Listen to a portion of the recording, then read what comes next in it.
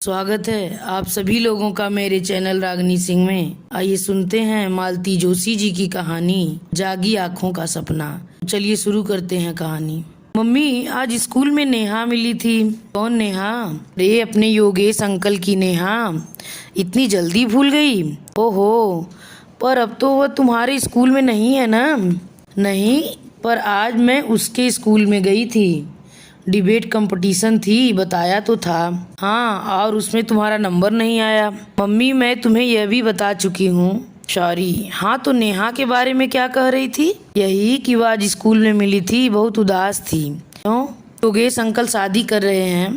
बुनते बुनते एकाएक अनु की उंगली फिसल गई और दाएं हाथ की सलाई बाई हथेली में घुस गई। अपने रुमाल को उस जगह पर दबाकर कितनी देर तक अनु जड़वत बैठी रही। अंकल शादी कर रहे हैं तो इसमें रोने की क्या बात है? नकुल ने भोला सा सवाल पूछा।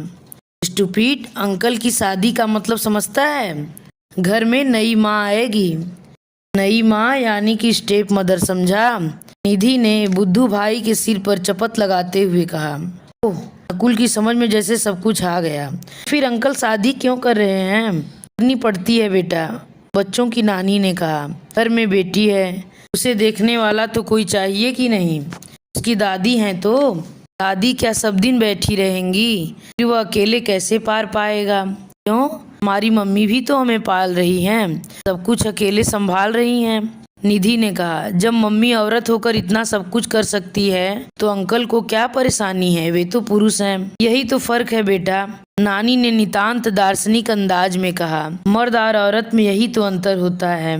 बाप मर जाता है तो माँ बाप और माँ दोनों की जिम्मेदारी उठा लेती है, पर माँ मर जाती है तो बाप भी नहीं रहता, पराया हो जाता है। बस भी करो अम्मा, तुम भी पता नहीं कहाँ का राग अलापने लगती हो। अनु एकदम फट पड़ी, फिर उसी सुर में बच्चों को डांटते हुए बोली, जाओ तुम लोग, होमवर्क नहीं हो तो जाकर सो जाओ। सुबह तुम्हें जगाते जगाते मेरा आधा घंटा खर्च हो जाता है। बच्चे चुपचाप उठकर अपने कमरे में दुबक गए। अनु शून्य की ओर ताकती चुपचाप बैठी रही, पर अम्मा ने उसे चुप नहीं बैठने दिया। बोली, तो योगेश शादी कर रहा है, बच्चू से 2 साल भी सब्र नहीं हुआ, इतने दिन रुक गए, यही बहुत समझो अम्मा। उनकी माँ तो 2 महीने भी रुकने के लिए तैयार नहीं थी। वह तो कब से जमीन आसमान एक किए थी। वह तो योगेश ही राजी नहीं हो रहे थे। अच्छा, तुम लोगों के तो इतने अच्छे पारिवारिक संबंध थे, बिल्कुल सगे भाई से भी बढ़कर थे दोनों। अब क्या बात हो गई कि कोई झांकता भी नहीं? दरअसल वे लोग अब दूर रहने चले गए हैं। यह घर उन्हें काटने को दौड़ता था। वह तो ठीक बात है, उस घर में वाकई दिल नहीं लगता होगा, मगर फिर भी घर बदलने से क्या संबंध बदल जाते हैं? जब उन संबंधों की नींव ही दरक गई अम्मा, तो संबंध कैसे बने रह सकते हैं? ऐसा भी कहीं होता है, बल्कि ऐसे में तो अपनापन और ज्यादा बढ़ जाता है। और मैंने खुद अपनी आंखों से देखा है, उन दिनों दोनों घर जैसे एक हो गए थे। बच्चे अंकल को 1 मिनट नहीं छोड़ते थे, और वह क्या नाम है बिटिया का, नेहा, वह भी दिन रात तुम्हारे ही पास बनी रहती थी। लोगों को यही तो अच्छा नहीं लगा। लोगों को मतलब मेरी जिठानी को। उस समय 2-3 महीने मेरे पास रह गई थी ना, इतना परेशान किया कि क्या बताऊं। कोई भी घर में आता तो उनके कान खड़े हो जाते। योगेश तो उन्हें टूटी आंखों नहीं सुहाते थे। दिन रात बच्चों के कान भरती थी, कहती कि इन्हीं की वजह से तुम्हारे पापा मरे हैं। बच्चे तो बच्चे ही हैं। गाँव में आकर 2-4 बार बदसलूकी कर बैठे, तब से योगेश का आना बंद ही हो गया। अपमान सहने के लिए भला कौन आएगा? तेरी जिठानी को बैठे बिठाए यह क्या सूझी? पता नहीं उनके दिमाग में क्या फितूर था। 24 घंटे जैसे मुझ पर पहरा देती रहती। उनका वश चलता तो मुझे अंधेरी कोठरी में दफन कर देती, पर बच्चों को पालने के लिए नौकरी तो जरूरी थी, इसलिए मेरे बाहर जाने पर रोक नहीं लगा सकी, पर टोका टाकी से बाज नहीं आई। जरा अच्छे से तैयार हुई नहीं कि शुरू हो जाती, बहुत पहन ओढ़ लिया बहू, अब जरा सलीके से रहा करो, तुम्हें बच्चे पालने हैं। अरे वाह री बुढ़िया, खुद के बालों में चांदी भर गई है, फिर भी सिंगार पटार कम नहीं हुआ, और मेरी बेटी को कोसती है। उन्हें हक है अम्मा, भगवान ने उनका श्रृंगार बरकरार रखा है तो वे करेंगी ही। अरे खूब करें, पर दूसरों को तो बख्श दें, उनके पीछे क्यों पड़ी रहती है? यह तो जमाने का दस्तूर है अम्मा। मैं तुम्हारी अपनी हूँ इसलिए तुम्हें बुरा लगता है, पर औरों के वक्त तो तुम भी चुप नहीं रही। फूफा जी की मृत्यु के बाद जब बुआ जी घर आई थी तब की बात याद है? तुम और चाची मिलकर उनका कितना मखौल उड़ाया करती थी। अम्मा चुप हो गई। बाजी इस तरह पलटती देखकर उन्हें उबासियां आने लगीं और घड़ी की ओर देखकर वे सोने चल दी। अनु को अच्छा ही लगा। इस चर्चा को अब और देर तक झेल पाना उसकी बर्दाश्त से बाहर था। एक बात के निकलते ही दूसरी सैकड़ों बातें याद आने लगी थीं और सब की सब उतनी ही टीस देने वाली थीं। सबसे ज्यादा याद आ रही थी योगेश की माँ, जो कभी अनु के सेवा भाव से गदगद रहा करती थी। वही अनु अब उनकी आँख की किरकिरी बन गई थी। उन दिनों अनु को एक पुरुष की कमी बेहद खलने लगी थी। बीसियों काम थे जो उससे नहीं संभल रहे थे। पेंशन के कागज निकलवाने थे, बीमे की कार्रवाई करनी थी, खातों का नामांकन बदलवाना था, टेलीफोन गैस आदि में भी अपना नाम लिखवाना था। इन सबके लिए दफ्तरों के सैकड़ों चक्कर काटने होते थे। बाबू लोगों की चिरौरी करनी होती थी, अपने ही पैसों के लिए भीख मांगनी होती थी, घूस देनी पड़ती थी। उसका मनोबल बार बार टूट जाता था। लगता था सब छोड़ छाड़ कर भाग ले। योगेश साथ नहीं होते तो सचमुच वो भाग जाती। उन्हीं के कारण वह मोर्चे पर डट रह सकी। और उसने बार बार अनुभव किया कि योगेश का इस तरह उसके साथ घूमना माँ जी को नागवार गुजर रहा है। इस बात को उन्होंने छिपाया भी नहीं बल्कि जताने की ही कोशिश की। उनके बर्ताव में एक अजीब सा रूखापन आ गया था। वह स्नेह व उष्मा पता नहीं कहाँ खो गई थी। फिर उन लोगों ने मकान बदल दिया और शहर के दूसरे छोर पर रहने चले गए। मकान छोड़ने का प्रस्ताव माँ जी का ही था। वह नेहा को अनु की छाया से दूर ले जाना चाहती थी और योगेश इस समय उन्हें नाराज नहीं कर सकते थे। मकान बदलने के बाद तो योगेश उसकी पहुँच से बहुत दूर चले गए। जब भी फोन किया माँ जी ने ही उठाया। लगता जैसे वे फोन के आसपास ही कुंडली मारकर बैठ गई हैं। एक आध बार योगेश से बात हुई तो पता चला कि पिछला कोई भी मैसेज उन तक नहीं पहुंचा है। एक दिन तो हद ही हो गई। एजी ऑफिस का एक सर्कुलर आया था और उसे उसका सिर पैर कुछ भी समझ में नहीं आ रहा था। उसने मजबूरी में ही योगेश के यहाँ फोन लगाया। हमेशा की तरह माँ जी ने ही उठाया। अनु की आवाज सुनते ही बड़े तल्ख अंदाज में कहा, बहू मैं मानती हूँ ईश्वर ने तुम्हारे साथ बहुत बुरा किया, पर उसका बदला मुझसे क्यों ले रही हो? मेरे बेटे को बख्श दो, तुम्हारे हाथ जोड़ती हूँ। शर्म से अनु गड़ सी गई। गनीमत तिखी ये बातचीत फोन पर ही रही, नहीं तो सचमुच वो धरती में गड़ ही जाती। पर सामने होती तो माँ जी भी शायद इतनी साफ गोई न बरतती। तब से उसने तय कर लिया है कि अकेले ही सब कुछ निपटा लेगी। मदद के लिए किसी का मुंह नहीं देखेगी। माँ जी ने यही कामना तो की थी और अब माँ जी की दूसरी इच्छा भी पूरी होने जा रही है। योगेश शादी कर रहे हैं। 1.5 साल पहले एक हादसे ने दोनों घरों के नींव हिला कर रख दी थी। एक साथ 2 घरों में अंधेरा हो गया था। आज भी वह दिन याद आता है तो रोंगटे खड़े हो जाते हैं। इतवार की दोपहर सदानंद बच्चों के साथ कैरम खेल रहे थे। तभी नेहा दौड़ती हुई आई। पता चला भैया छत की सीढ़ियों से गिर गया है। सिर से बहुत खून बह रहा है। मम्मी रो रही हैं। सब के सब भागकर पड़ोस में पहुँचे। चोट सचमुच बहुत ज़्यादा थी। लड़का बेहोश हुआ जा रहा था। पूनम जोर जोर रो रही थी। किसी तरह उसे चुप कराकर अनु ने घाव में हल्दी भरी, बर्फ की पट्टियों से खून बंद करने का प्रयास किया। तब तक सदानंद तैयार होकर आ गए। योगेश टूर पर थे। अस्पताल सदानंद को ही जाना था।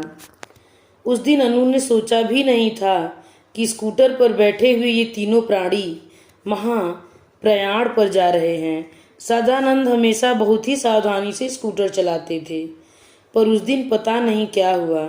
शायद अस्पताल पहुंचने की जल्दी हो, वे अपना संतुलन खो बैठे। अस्पताल तो वे पहुंचे, पर निष्प्राण देह के रूप में। उन्होंने घटनास्थल पर ही दम तोड़ दिया।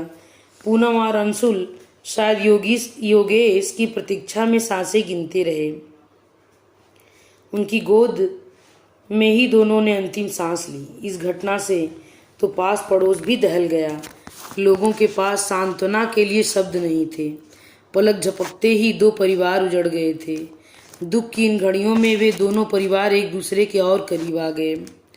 एक दूसरे की पीड़ा को वे लोग ही अच्छी तरह समझ सकते थे। एक साझा दुख था जिसे वे लोग साथ साथ झेल रहे थे। पर महीना बीतने भी न पाया था कि दृश्य बदलने लगा। अनु की जिठानी उनके दुख में शरीक होने आ गई थी। उन्होंने आते आते उपदेश देना शुरू किया। देखो बहू, भैया थे तब की बात और थी। अब पराए मर्द का इस तरह मुंह उठाए जब तब आ जाना अच्छा नहीं लगता। बच्चों को भी उन्होंने पता नहीं क्या पट्टी पढ़ा दी कि वे भी कटे कटे से रहने लगे। सदानंद के चले जाने के बाद सारी शिकायतें, सारी फरमाइशें अंकल के पास ही पहुंचती थी। पर अब पता नहीं क्या हुआ कि उनसे कोई सीधे मुंह बात नहीं करता था। धीरे धीरे उनका घर आना कम होता गया, पर अनु को तो पग पग पर उनकी ज़रूरत पड़ती थी। जब तक उनके घर जाना पड़ता था, वहाँ उनकी माताजी डेरा डाले पड़ी थी। किसी जमाने में वह अनु की घोर प्रशंसक थीं। अक्सर ही उसकी पूनम से तुलना की जाती और अनु 20 ही निकलती। पर वक्त के साथ सब कुछ बदल गया था। मरने वाला स्वर्गवासी होकर सद्गुणों की खान बन गई थी और अनु के हिस्से आई थी उपेक्षा, अवज्ञा और अपमान। अनु को तो यह सब स्वीकार करने में ही महीने लग गए कि सदानंद अब इस दुनिया में नहीं है। वह पेंशन के लिए भाग दौड़ कर रही थी, बीमे के कागज़ों पर दस्तखत कर रही थी, पर यह सब मशीनी ढंग से हो रहा था। मन के भीतर कहीं वह अपने को सदानंद के साथ ही पाती थी। यह साथ ही उसका संबल था और उन्हीं दिनों योगेश की माँ और उसकी जिठानी जैसे लोग पता नहीं क्या क्या कल्पना कर बैठे थे, सोचते भी शर्म आती थी। उसे योगेश से सहानुभूति जरूर थी, और क्यों न होती। उस दुख को, उस वज्रपात को उसने भी तो झेला था। उससे ज़्यादा योगेश की पीड़ा को कौन समझ सकता था। फिर योगेश के साथ तो दोहरा हादसा हुआ था। इकलौता बेटा भी चला गया था। अंशुल का गोरा गदबदाया चेहरा याद आते ही मन आज भी कैसा हो जाता है।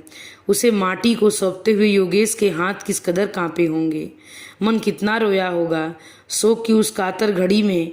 और कौन था जो उनके दुख को समझता, उनके घावों को सहलाता। पर वहीं शायद थोड़ी भूल हो गई।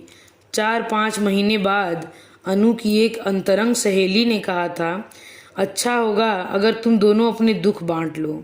एक दूसरे की पीड़ा को तुम ही लोग ठीक से समझ सकोगे, उसके साथ न्याय कर सकोगे। 2 टूटे हुए घर संवर जाएंगे, बच्चों को माँ बाप दोनों मिल जाएंगे। इससे अच्छी बात और क्या हो सकती है। सुनकर अनु एकदम चौंक पड़ी थी।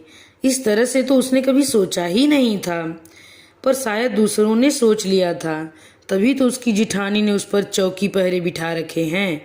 यही डर तो है जो योगेश की माँ को बदहवास किए हुए है। इसके बाद तटस्थ भाव से उसने इस विषय पर जब भी गौर किया, वह मन ही मन ग्लानि से भर उठी। लगा कि ऐसा अगर सचमुच हो गया तो बच्चे क्या सोचेंगे, लोग क्या कहेंगे। उसके बाद क्या वह बच्चों के सामने सिर उठा सकेगी, पड़ोसियों से आंखें मिलाकर बात कर सकेगी, परिजनों के उपहास का सामना कर सकेगी। अब तो योगेश नई शादी कर रहे हैं, चलो ये अच्छा ही हुआ। मन का यह विकल्प तो दूर हो जाएगा। मेहरा लोगों की सुनीता की शादी थी। इन दिनों अनु ने तो ऐसे समारोह में जाना ही छोड़ दिया था, पर मेहरा लोगों की बात अलग थी। वे उसके सबसे पुराने पड़ोसी थे। पिछले 10-12 सालों का साथ था। उन लोगों ने हमेशा बड़े भाई भाभी की भूमिका निभाई थी। वहाँ न कहने की गुंजाइश ही नहीं थी। मिसेज मेहरा ने साफ कह दिया था, अगर तुम शादी में नहीं आई तो मैं जिंदगी भर तुमसे बात नहीं करूँगी। और जाना भी कहाँ था, कॉलोनी के ग्राउंड में ही तो रिसेप्शन था। पर वहाँ तक जाने की, लोगों का सामना करने की अनु में हिम्मत नहीं थी। फिर अम्मा ने समझाया कि एक ही बात को पकड़कर बैठ जाओगी तो कैसे काम चलेगा। जो बीत गया सो बीत गया। कल को तुम्हारे भी बच्चों की शादी होगी। तुम अगर किसी के यहाँ नहीं जाओगी तो तुम्हारे यहाँ कौन आएगा। अपने बच्चों की शादी की अनु को चिंता नहीं थी। उसमें अभी कम से कम 10 साल बाकी थे, पर वह मेहरा दंपति को नाराज नहीं कर सकती थी। उनके इस परिवार पर असंख्य उपकार थे। हर अच्छे बुरे वक्त में उन्होंने अनु का साथ दिया है। पहले वाली बात होती तो अनु इस शादी में अहम भूमिका निभाती। मिसेज मेहरा के साथ शॉपिंग करवाती, रात रात जाग कर सबको मेहंदी लगाती, लेडीज संगीत में अपनी आवाज़ का जादू बिखेरती, निमंत्रण पत्रों पर अपने सुंदर अक्षरों में नाम पते लिखती, पर 2-4 मेहमानों को अपने घर पर ठहराने के अलावा वह कोई मदद नहीं कर सकी। उन्हीं लोगों के इसरार करने पर उसे जल्दी तैयार भी होना पड़ा, नहीं तो उसका इरादा था कि देर रात जाएगी और दुल्हन को तोहफा पकड़ा कर लौट आएगी। मिसेज मेहरा की बात भी रह जाएगी और भीड़ का सामना भी न करना पड़ेगा। वह जिस समय पहुंची, पंडाल लोगों से अटा पड़ा था। जगमग रोशनी, लहराती साड़ियाँ, झिलमिल गहने, लगदग सूट, महकते परफ्यूम, थिरकता संगीत और खाने की सुगंध। एक अरसे बाद अनु इन सबसे दो चार हो रही थी।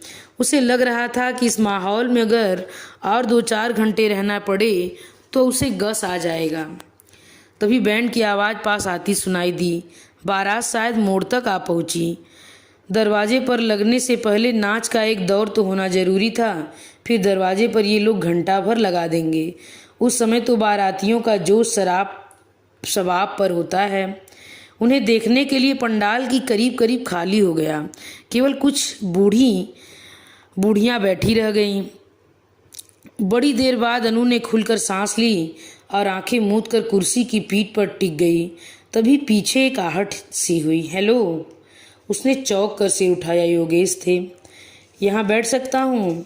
यह भी कोई पूछने की बात है? थैंक्स, योगेश ने कहा और एक कुर्सी खींचकर बैठ गए। और बस फिर एक सन्नाटा दोनों के बीच पसर गया। अनु सोच रही थी, ऐसी अनहोनी भी क्या कभी संभव थी? सुबह की चाय पर, शाम के नाश्ते पर या रात के खाने पर, जब भी दोनों परिवार साथ में होते, अनु और योगेश ही चहकते रहते। सदानंद तो हमेशा से गंभीर स्वभाव के थे। पूनम भी कम ही बोलती थी। अच्छी खासी ग्रेजुएट थी, पर घर गृहस्थी और बच्चे इन्हीं में लिपट कर रह गई थी। रोज का अखबार तक नहीं देखती थी, इसलिए पुरुषों की महफिल में उसकी बोलती बंद हो जाती थी। उन दिनों पिकनिक हो या पार्टी, शादी हो या सिनेमा, सभी जगह सब लोग साथ ही जाते थे। बातें थी कि खत्म ही नहीं होती थी और आज बात करने का सिरा नहीं मिल रहा था। नेहा कैसी है? बड़ी देर बाद उसने पूछा। माँ जी ठीक हैं? यहीं पर है ना? माँ जी बिल्कुल ठीक हैं, यहीं पर हैं, और नेहा भी आपकी दुआ से ठीक ही है। साथ लाए होंगे ना? हाँ, अकेले आने का तो सवाल ही नहीं था। मैं तो आजकल ऐसे फंक्शन अवॉइड ही करता हूँ, पर मेहरा जी इतनी दूर इनवाइट करने आए, फिर मैंने सोचा कि इसी बहाने नेहा भी सबसे मिल लेगी। आप लोगों को बहुत याद करती है, खासकर आपको। उसे देखे एक अरसा हो गया। सो तो होगा ही, आपने तो हमारे गरीब खाने पर ना आने की कसम खा रखी है ना। आपने घर भी तो इतनी दूर ले रखा है। महानगरों में लोग फ़ोन से भी हालचाल पूछ लेते हैं। कौन? अनु ने तड़प कर योगेश की ओर देखा, पर उनके चेहरे पर कोई प्रतिक्रिया नहीं थी। शायद उन्हें उस हादसे की खबर ही नहीं थी, इसलिए फिर उसने भी जिक्र नहीं किया। बोली, यह उलाहना मैं आपको भी तो दे सकती हूँ। आप भी तो अरसे से घर नहीं आए और न कभी ही फ़ोन ही किया। आप कहें तो मैं रोज़ आ सकता हूँ, मेरा तो रास्ता ही उधर से है, पर मुझे लगा कि मेरा आना लोगों को, खासकर बच्चों को अच्छा नहीं लगता है। कई बार तो फ़ोन पर इतनी बदतमीजी से पेश आए कि मैं उनकी ओर से माफ़ी मांगती हूँ। आप तो जानते हैं वे किस नाजुक उम्र से गुजर रहे हैं। खासकर उन दिनों तो वे बहुत ही भावुक हो उठे थे। अपने आप ही उठापटांग कल्पनाएं करने लगते थे, किसी की भी बातों में आ जाते थे।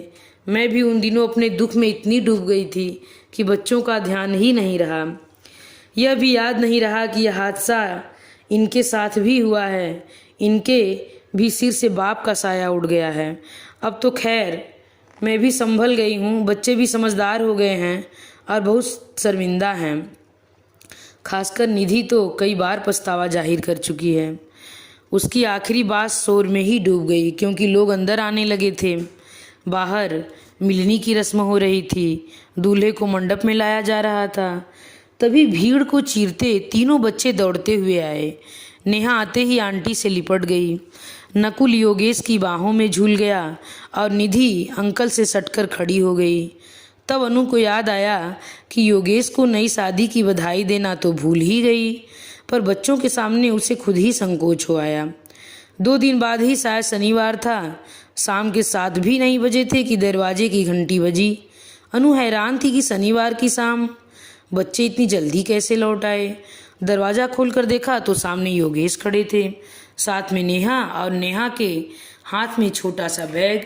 निधि ने कहा था इस संडे को छोड़ जाइए, तो जाहिर है इससे सुबह तक सब्र न हो सका।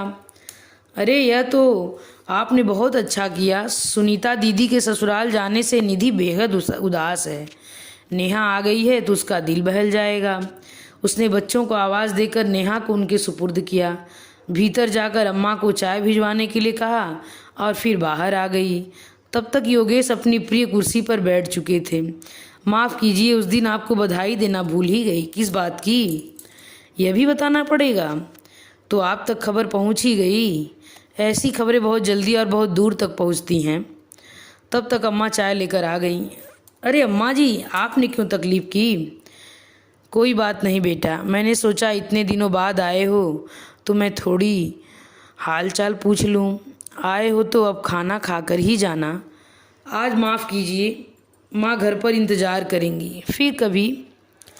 कुछ देर बतिया कर अम्मा भीतर चली गईं तो अनु ने पूछा, माँ जी को पता है कि नेहा यहाँ आई है? नाराज़ तो नहीं होंगी ना? अरे मैं उनकी बातों को माइंड नहीं करता, सठिया गई हैं। एक बात पकड़ लेती हैं तो छोड़ती ही नहीं। थैंक गॉड आज उन्होंने कोई बखेड़ा नहीं किया। अब क्यों करेंगी, अनु ने सोचा। अब तो खतरे वाली कोई बात ही नहीं है, बल्कि अब तो नेहा जितनी देर बाहर रहे अच्छा है। बेटे बहू को उतनी ही आज़ादी मिलेगी। उस दिन आप मुझे बधाई देना भूल गई थी। मैं भी एक बात कहना भूल गया। कौन सी? उस दिन आप बहुत अच्छी लग रही थी जी। अरसे बाद आपको पहले की तरह सजा संवरा देखा, अच्छा लगा। अब शादी ब्याह में बैरागी बनकर तो नहीं जाया जाता है ना। बैरागी बनने की ज़रूरत भी क्या, उससे तो और मनहूसियत फैलती है।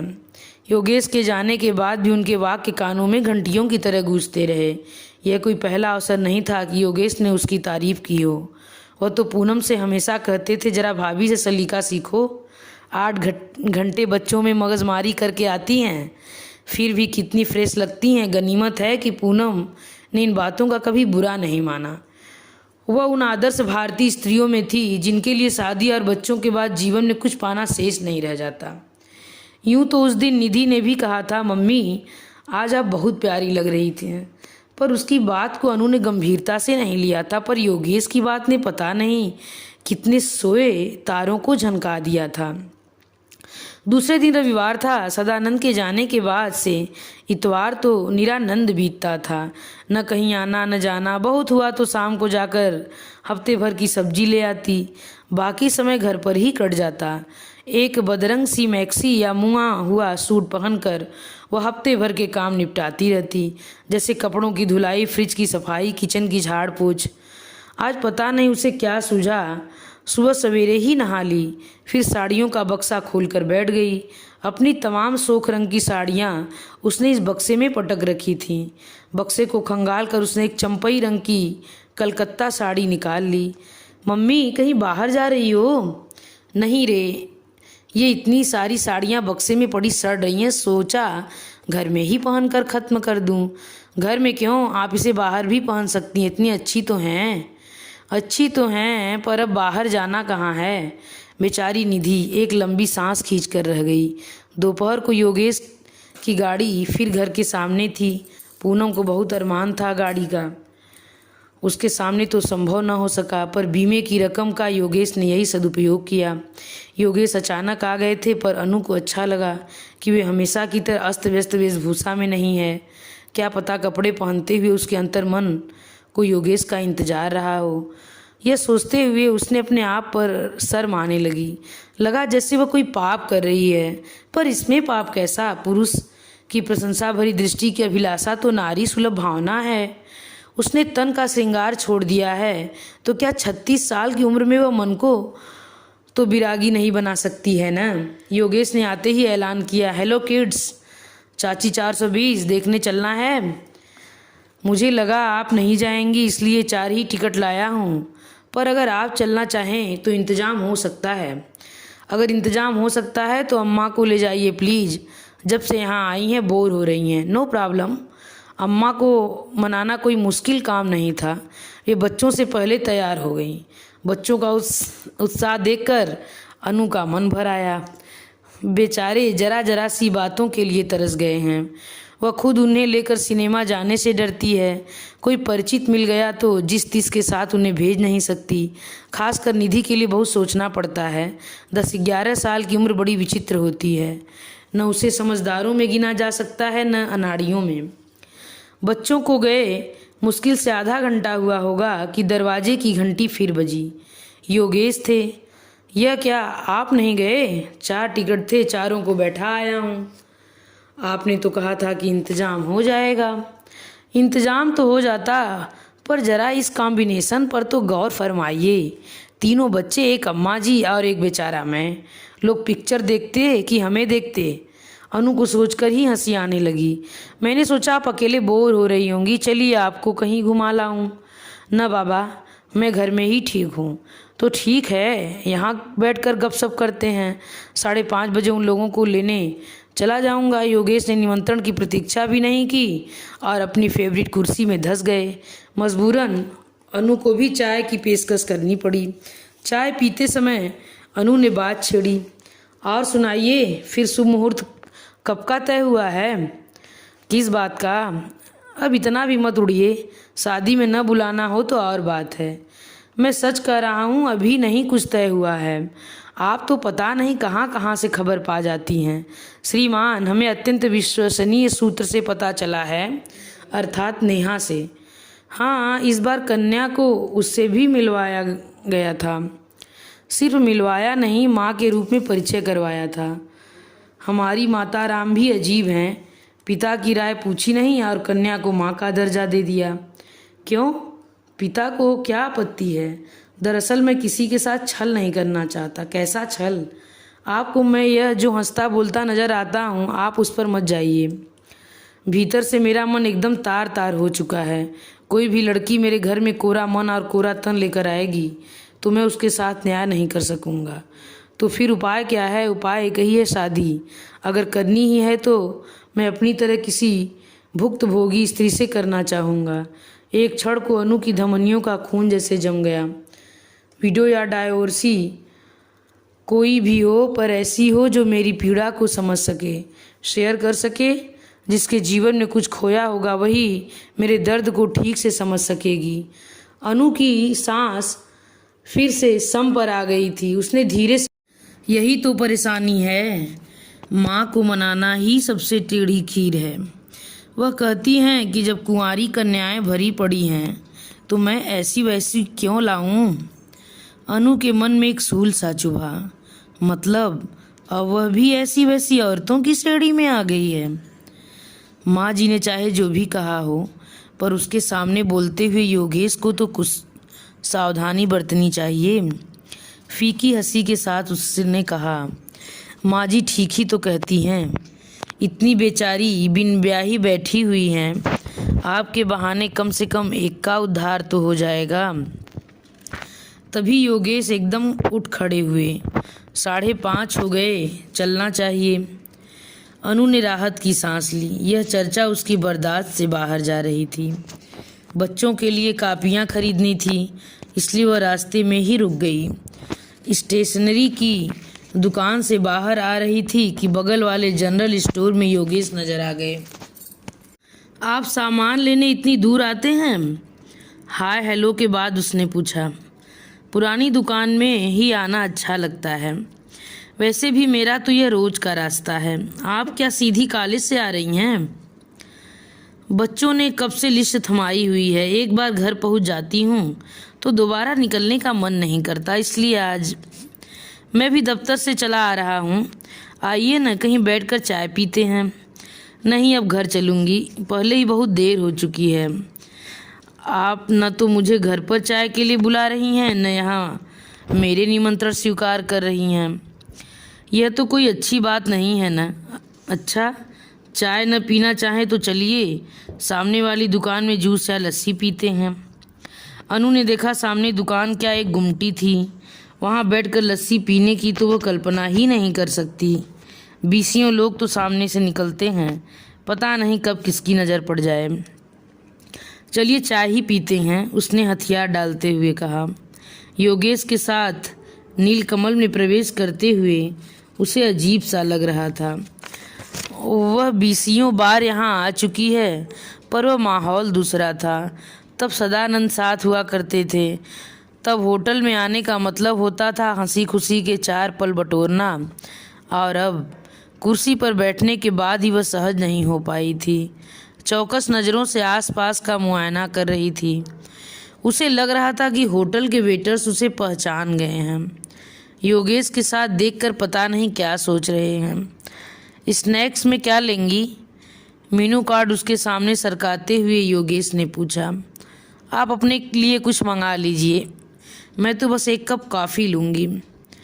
अपने लिए तो मंगाऊंगा ही, दफ्तर से लौटकर मुझे तो भूख लगती है। पर आप इतना नर्वस क्यों हो रही हैं? रिलैक्स होकर बैठिए ना। दरअसल आजकल कहीं भी जाते हुए मुझे बहुत डर लगता है। कहीं कोई परिचित मिल गया तो क्या होगा, फांसी दे देगा। आप पुरुष हैं ना, आप इन बातों को नहीं समझेंगे। और फिर एकाएक अनु को पता नहीं क्या सूझा, एकदम बोल पड़ी। वैसे आपको भी डरना चाहिए, कहीं आपकी माँ को पता चल गया कि आप ऐसी वैसी औरतों के साथ घूम रहे हैं तो आपकी भी खिंचाई कर देंगी। योगेश विस्फारित नेत्रों से उसे देखता ही रह गया। योगेश ही क्यों, वह खुद अपनी कही बात पर चकित हो रही थी। यह सब अनायास ही हो गया था। शायद इतने दिनों तक तन मन में खदबद करती बात होठों तक आ गई थी। बड़ी देर बाद योगेश ने धीरे से कहा, अगर माँ ने कभी ऐसी बात कही भी होगी तो उनके जेहन में आप नहीं होंगी। I know she has regard for you. आप मुझे दिलासा देने की कोशिश मत कीजिए। आपकी माता जी की मेरे बारे में जो भी राय है मुझे मालूम है, वह 2 टूक शब्दों में मुझे सुना चुकी हैं। बोलते बोलते अनु का गला भर आया। उस दिन के अपमान का दंश नए सिरे से उसे मर्माहत कर गया। यह आप कब की बात कर रही हैं? बहुत पुरानी बात है। यह उन दिनों की बात है जब मैं यह मानने के लिए तैयार ही नहीं थी कि बच्चों के पापा अब हमारे बीच नहीं हैं। मैंने तो मन को समझा लिया था कि वह टूर पर गए हैं, 1-2 महीने बाद लौट आएंगे। जिस समय मैं खुद को ऐसे भ्रम से बहलाए हुए थी, आपकी माँ ने मुझसे कहा, ओफ, मुझे याद करते भी शर्म आ रही है। और अनु के तो टप टप आंसू गिरने लगे। ओह गॉड, इसलिए आपने हम लोगों से संबंध तोड़ लिए थे और मैं समझ रहा था कि आप ही बताइए, क्या पति के मरते ही औरत बाजारू हो जाती है? फिर उसके हर क्रियाकलाप को शंका से क्यों देखा जाता है? उस पर हर छड़ चौकी पहरे क्यों बिठाए जाते हैं? मेरा ईश्वर जानता है कि मैंने ये कभी नहीं चाहा था कि मेरा हरा भरा संसार उजड़ जाए, पर जब वह अघट घट ही गया तो उसका सामना तो करना ही था, बाहर निकलना ही था, लोगों से मिलना ही था। अकेली होती तो नींद की गोलियां खाकर सो जाती, पर मेरे पास 2 बच्चे थे, उन्हें तो पालना ही था ना। शारी वेरी शारी, योगेश हर वाक्य पर कहते रहे और अनु अनवरत बोलती चली गई। अरसे बाद उसके संयम का बांध टूटा था। अब भावनाओं के आवेग को रोकना असंभव था। बाहर निकलकर योगेश ने अत्यंत विनम्र होकर पूछा, आप बहुत अपसेट हो रही हैं, क्या घर तक अकेली जा सकेंगी? इजाज़त हो तो मैं साथ चलूं? अनु ने बिना कुछ कहे पहले तो अपनी काइनेटिक स्टार्ट की, फिर कसैले स्वर में कहा, आप घर की बात कर रहे हैं? मुझे तो ज़िंदगी के उस छोर तक अकेले जाना है। आप कब तक मेरा साथ देंगे? रात भर अनु ठीक से सो न सकी। दर्द से सिर जैसे फटा जा रहा था। सुबह 5 बजे के बाद तो बिस्तर में लेटना भी भारी लगने लगा। वह उठी और सीधे नल के नीचे बैठ गई। देर तक नहाती रही, तब जाकर जी हल्का हुआ। बरामदे में खड़ी होकर बाल सुखा ही रही थी कि फ़ोन की घंटी बजी। हेलो, कौन? अनु जी बोल रही हैं? जी हाँ, आप कौन? जी मैं योगेश बोल रहा हूँ। अरे वाह, इन योगेश जी के लिए मैं अनु जी कब से हो गई। फिर अनु को याद आया कि इधर उसने भाभी कहना लगभग छोड़ दिया है, पर नाम शायद पहली बार लिया था। आपको नींद से तो नहीं जगाया ना? अभी अभी नहा कर निकली हूँ। मैं रात भर सो नहीं सका, इंतज़ार करता रहा कि कब सुबह हो और कब मैं आपसे कल शाम के लिए माफ़ी मांगूं। ओह, इट्स ऑल राइट। दरअसल उस दिन सुनीता की शादी में आपसे अरसे बाद मुलाकात हुई। बड़ा अच्छा लगा, मन में जैसी उदासी की एक परत हट गई। इसके बाद जब भी आपसे बातें हुई मन बड़ा रिफ्रेश हो गया। इसलिए जब कल आप मिली तो थोड़ी देर आपके पास बैठने का मोह हो आया। But I am so sorry. मैंने कहा ना, उस बात को भूल जाइए। यह कोई भूलने वाली बात है? बल्कि मैं सारी रात अपने को गालियां देता रहा। इंसान हमेशा अपने दुख को ही बड़ा करके देखता है। कल जब आपकी बात सुनी तो लगा आप तो दोहरी लड़ाई लड़ रही हैं। एक तो अपने भीतर के खालीपन से जूझ रही हैं, दूसरे घर परिवार और समाज की कुत्सित नज़रों को झेल रही हैं। एक औरत होकर आप जिस दिलेरी से ज़िंदगी का सामना कर रही हैं, मैं तो दंग रह गया। अनु चुप। अब इस बात का कोई जवाब भी क्या दे। क्या मैं शाम को थोड़ी देर के लिए आ सकता हूँ? जी। अनु चौंक पड़ी, पर उधर शायद किसी उत्तर की प्रतीक्षा भी नहीं थी, क्योंकि फ़ोन रख दिया गया था। शायद उसके मौन को ही स्वीकृत समझ लिया गया था, क्योंकि शाम को योगेश हाजिर हो गए थे। साथ में नेहा थी और ढेर सारे खाने का सामान। यह क्या है? बच्चों का टिफ़िन, ताकि आप बच्चों के खाने को लेकर परेशान न हों और इत्मीनान से बैठ सकें। लेकिन खाना तो बन चुका है। घर में बच्चों की माँ होने का यही तो सुख है। बेचारी नेहा तो दादी के आसरे है। जब मर्जी आती है बनाती हैं, वह भी एहसान जताकर। आज तो कौन से स्वामी जी का प्रवचन सुनने गई हैं। जाते समय मैंने यूं ही पूछ लिया कि कब लौटोगी, तो भड़क गईं। बोली, तुम्हारी गृहस्थी का भार ढोते ढोते तो मेरा धर्म कर्म भी छूटा जा रहा है। वो स्वामी प्रणवानंद जी आए हुए हैं। सामने वाली मिश्रा आंटी के साथ अम्मा भी वही गई हैं। अब इन लोगों की उम्र कोई गृहस्थी करने की थोड़ी ही है। इन्हें अपना पूजा पाठ करने दीजिए। आप खाना बनाने के लिए किसी को रख क्यों नहीं लेते? मैं तो रख लूँ, पर वह किचन में किसी को घुसने दे तब तो। इस मामले में हमारी अम्मा बड़ी कोऑपरेटिव हैं। 3 रंग की 3 बहुएं वे सबसे निभा ले जाती हैं। हमारी माता राम ने तो एडजस्ट करना सीखा ही नहीं है। घर में उनका एक छत्र शासन रहा है। यहाँ जब भी आती थी तो पूनम को परेशान कर देती थी। वह बेचारी मेरे पास शिकायत करती तो मैं उसे ही डांट देता। अब खुद भुगत रहा हूँ तब पता चल रहा है। अब तो एक ही उपाय है, एक अच्छी सी बहू ले आइए। माँ भी खुश, माँ का बेटा भी खुश, बेटी की बेटी भी खुश।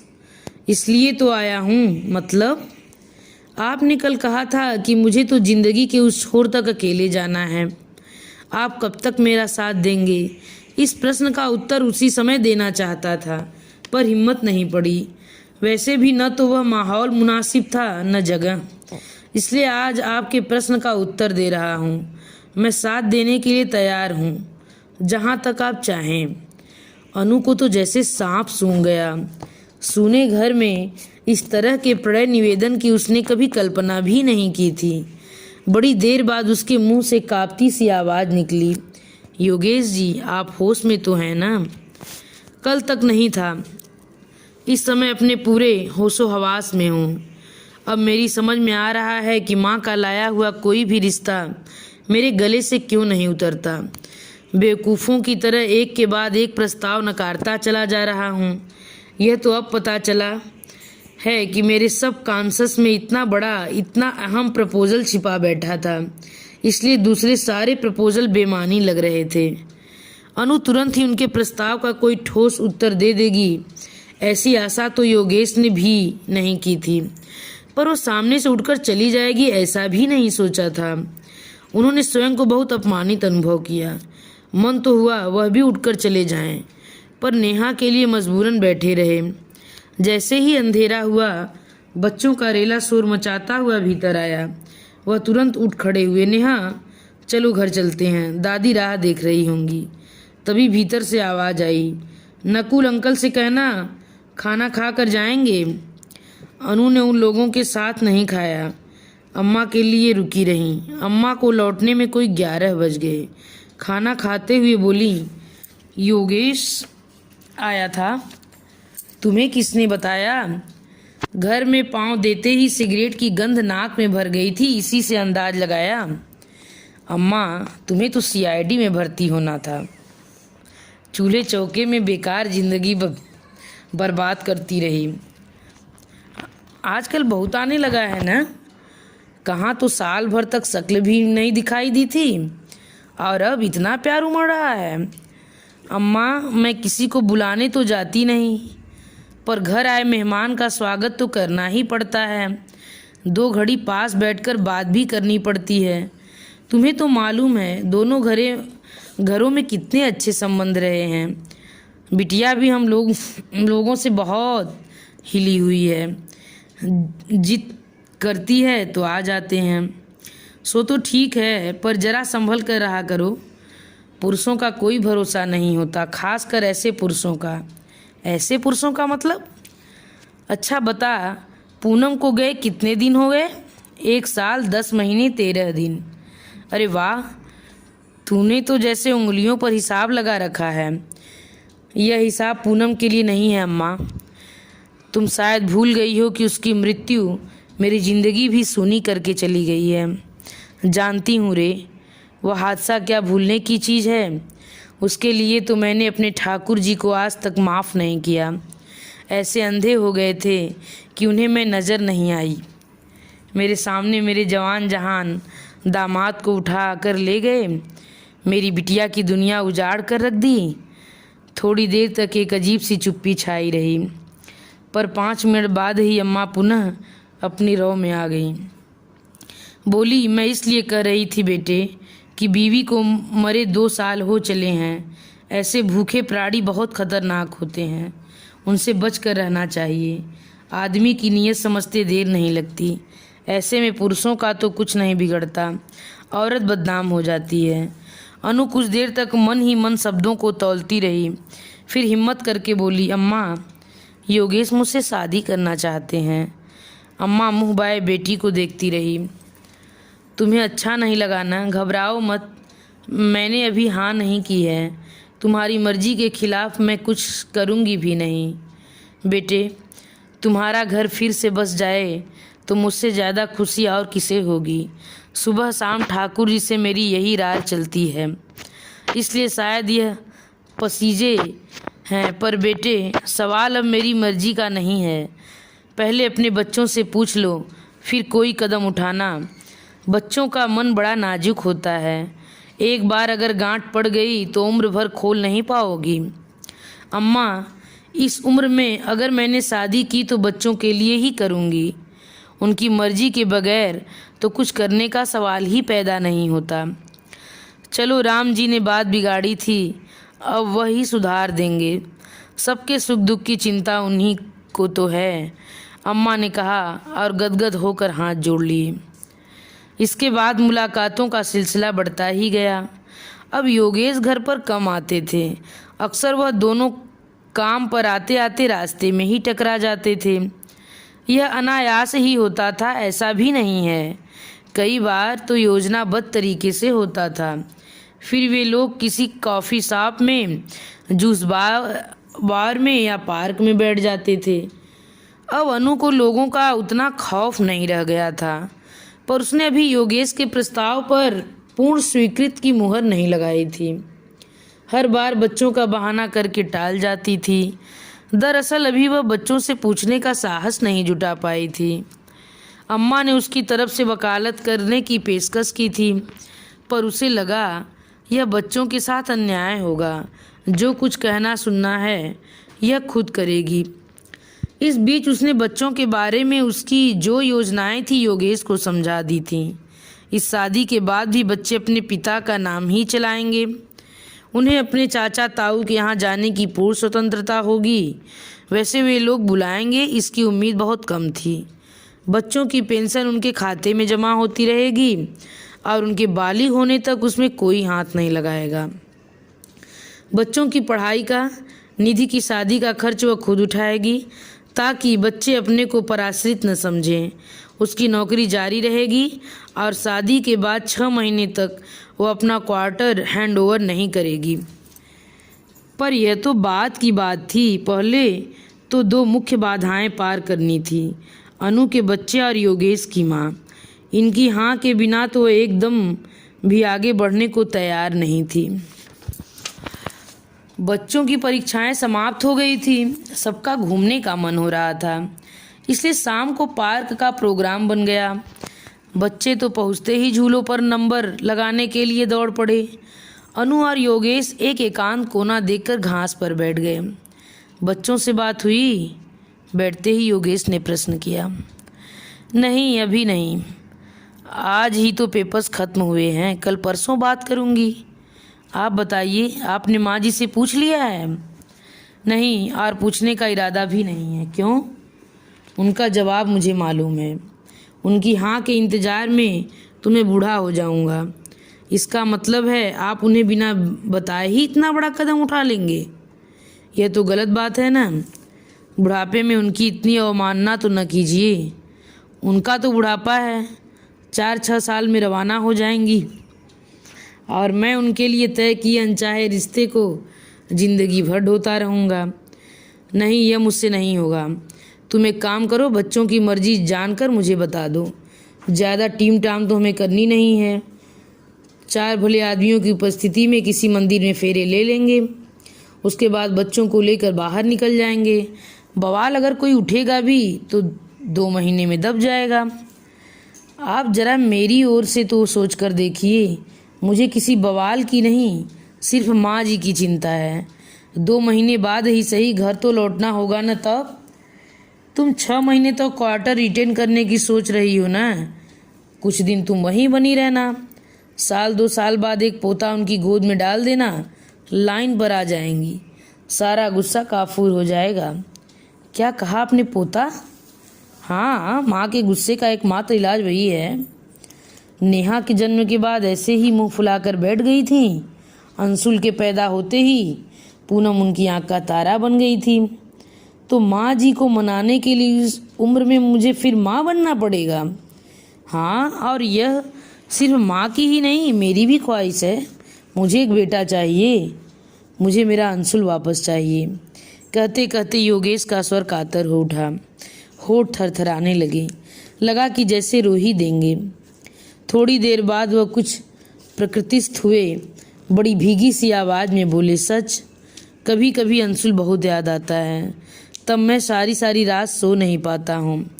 इतना तो मैं कभी पूनम को भी याद नहीं करता, पर अंशुल जैसे एक दर्द बनकर मेरे कलेजे में बैठ गया है। अब अगर मैं शादी भी करने चला हूँ तो एक किसी अरमान के साथ। मुझे मेरा अंशुल चाहिए, किसी भी कीमत पर चाहिए। अनु का मन हुआ कहे कि आप नकुल में अंशुल को देखने की कोशिश कीजिए, पर कह न सकी। वह उसके कहने की बात नहीं थी। योगेश खुद अगर ऐसा सोचते तो बेटे के लिए इतना आतुर न होते, और वह खुद भी तो नकुल को पूरा समय कहाँ दे पा रही है। उसने 100 तो शर्तें लगा रखी हैं। बच्चों पर अपना अधिकार व रंच मात्र भी कम नहीं होने देगी, तो फिर सामने वाले का दोष क्या है? बड़ी देर बाद थरथराती आवाज़ में अनु ने पूछा, क्या? इसे शर्त मत कहो अनु, यह मेरा अनुरोध है। इच्छा है, अरमान है, सपना है। I want him back again. मैं शायद आपका यह अनुरोध, आपका सपना पूरा नहीं कर सकूंगी। क्यों? आपको शायद पता नहीं है, मेरा ऑपरेशन हो चुका है। ओह गॉड, मेरे दोनों बच्चे सिजेरियन हुए हैं, इसलिए नकुल के बाद मैंने ऑपरेशन करवा लिया था। पूनम भी इस बात को जानती थी। आपके सामने शायद कभी जिक्र न चला हो। ऐसा भी नहीं है कि यह ऑपरेशन डेडलाइन हो। आजकल तो इसे सुधारा भी जा सकता है। क्या पता लेकिन अब मैं उस संभावना के लिए तैयार नहीं हूँ। इस उम्र में एक और बच्चा पैदा करके बच्चों को मैं भावनात्मक त्रिकोण में उलझाना नहीं चाहती। ओ गॉड, यह क्या हो गया? योगेश ने दोनों हथेलियों में अपना चेहरा ढांप लिया। कितनी देर तक वह उसी तरह सिर झुकाए मुंह छिपाए बैठा रहा। अनु समझ गई कि उसका सामना करने की उनमें हिम्मत नहीं है। यह भी समझ गई कि दोनों के बीच जो कुछ था वह शेष हो चुका है। फिर उसी ने साहस जुटाया, उनके कंधे पर हौले से हाथ रखकर बोली, योगेश, अपने को संभालिए। अभी कुछ नहीं बिगड़ा है। माँ जी की मर्जी से एक अच्छी सी बहू ले आइए और घर चलाइए। ईश्वर आपका अंशुल आपको जरूर लौटा देगा। मेरी चिंता छोड़ दीजिए, मैं मज़े में हूँ। जीवन में पाने योग्य जो भी था मैंने पा लिया है। अब किसी चीज़ की कामना नहीं रही। नेहा की ओर से भी आप निश्चिंत हो जाइए। मेरा घर उसके लिए हमेशा खुला रहेगा। हम लोग अच्छे दोस्त थे और रहेंगे। Now relax. लौटते समय पिछली सीट पर बच्चे चहक रहे थे, पर सामने की सीट पर दोनों प्राणी खामोश बैठे थे। अनु ईश्वर को मन ही मन धन्यवाद दे रही थी कि अब तक उसने बच्चों के सामने यह बात नहीं उठाई थी, नहीं तो आज उन्हें मुंह दिखाने के काबिल नहीं रहती। गाड़ी से उतरकर बच्चे तो टाटा बाय बाय करते रहे, पर वह सीधी घर में चली आई। उसने एक बार पीछे मुड़कर देखने की भी जरूरत नहीं समझी। बरामदे में अम्मा के साथ सामने वाली मिश्राइन बैठी थीं। आंखें मिचमिचाकर सड़क को घूरते हुए उन्होंने पूछा, यह आपकी बगल वाले शुक्ला जी हैं ना? हाँ, अब साकेत में रहने लगे हैं। इनकी शादी हो गई? हमारे भैया पूछ रहे थे। उनकी 35 साल की बिटिया कुंवारी बैठी है, तो अपने भाई साहब से कहिए फ़ौरन अर्जी लगा दें। वह रोज़ के फ़ोटो चले आ रहे हैं। करता धरता उनकी माता राम ही हैं। जाकर उन्हीं की चरण वंदना कीजिए, शायद आपकी भतीजी के भाग्य खुल जाएं। मिश्राइन ने पता पूछा तो अनु ने तत्परता से पेन निकालकर पता भी लिख दिया। वो अनुभव कर रही थी कि इस बीच अम्मा की खोजी नज़रें बराबर उसे घूर रही थी। उनसे बचने के लिए वो फौरन अपने कमरे में चली गई। इस समय उसे निपट एकांत की ज़रूरत थी, पर अम्मा को चैन कहाँ। जैसे तैसे अपनी सहेली को विदा करके वे भी कमरे में चली आईं। अनु तकिए में मुंह छिपा कर लेटी थी। उसके सिर पर प्यार से हाथ फेरते हुए उन्होंने हौले से पुकारा, अनु बेटे। इतनी देर से अनु अपने ऊपर मुश्किल से काबू किए हुए थी। माँ का स्नेहिल स्पर्श पाते हुए बिखर गई। माँ की गोद में सिर रखकर देर तक रोती रही। घुटी घुटी सिसकियों के साथ अम्मा को सारा इतिहास बताती रही। रुलाई का आवेग थोड़ा थमने के बाद वह उठकर बैठ गई और भीगे स्वर में बोली, यह मुझे क्या हो गया था अम्मा? क्यों मैं अपना तमाशा बनवाने पर तुली हुई थी? तुम्हारी कोई गलती नहीं है बेटे, अम्मा ने उसके सिर पर हाथ फेरते हुए कहा। पहल तो उसी ने की थी, अब हिम्मत नहीं जुटा पा रहा है। कायर कहीं का। कायर वह नहीं है अम्मा, मैं हूँ। मैं उनकी फरमाइश पूरी नहीं कर सकती, इसलिए पीछे हट गई हूँ। इससे क्या फ़र्क पड़ता है? अगर वह सचमुच तुम्हें चाहता है तो हाथ बढ़ाकर रोक भी तो सकता था। और अगर उसे सिर्फ बेटे की चाह थी तो दर्जनों रिश्ते आ रहे थे, उन्हीं में से एक को ब्याह लेता। बुढ़िया भी खुश हो जाती। तुमसे प्यार का नाटक रचाने की क्या ज़रूरत थी? अच्छे भले जी रहे थे हम लोग, बेकार में तूफ़ान खड़ा कर दिया। शुक्र करो अम्मा कि तूफ़ान उठने से पहले ही दब गया और किसी को पता नहीं चला। ऐसा तुम सोचती हो, पर लोगों के पास आंखें हैं जो देखती हैं, दिमाग है जो अटकलें लगाता है। तुम्हें क्या लगता है कि मिश्राइन के सचमुच कोई ब्याहने लायक भतीजी है? वह तो तुम्हें टोह रही थी। सच, उस समय उस योगेश पर ऐसा ताव आ रहा था कि बस सामने होता तो ऐसी लानत मलानत करती कि नानी याद आ जाती। अब जाने भी दो अम्मा, सबकी अपनी मजबूरियां होती हैं।